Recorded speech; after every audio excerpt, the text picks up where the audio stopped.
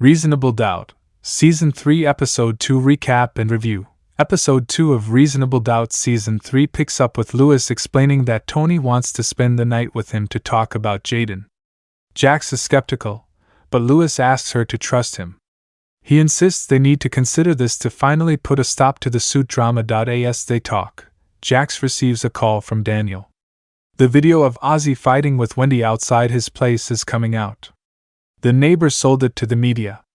Jax leaves but asks Lewis if he is sure Toni knows nothing will happen between them. At Ozzie's place, Jax asks him to be honest with her.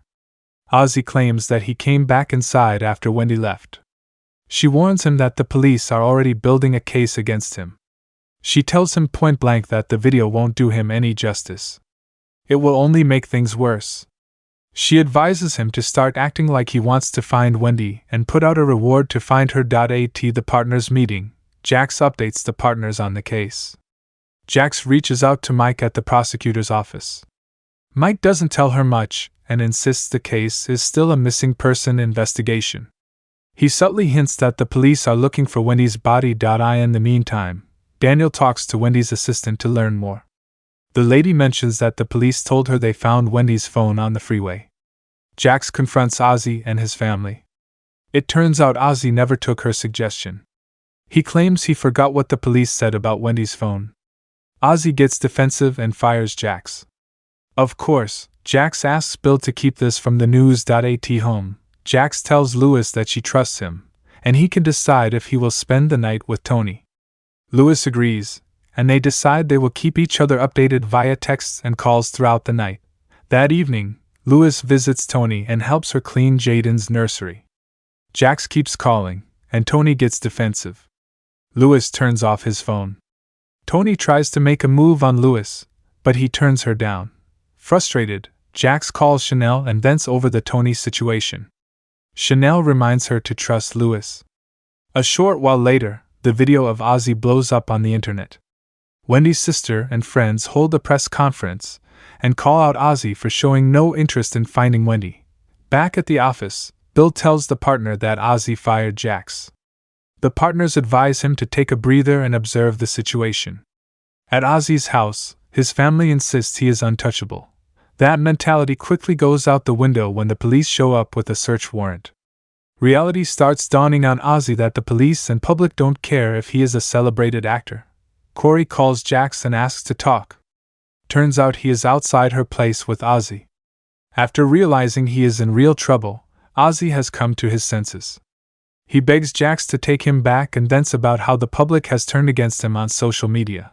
Jax suggests that Ozzie stay at her place for the night and has Corey stand watch.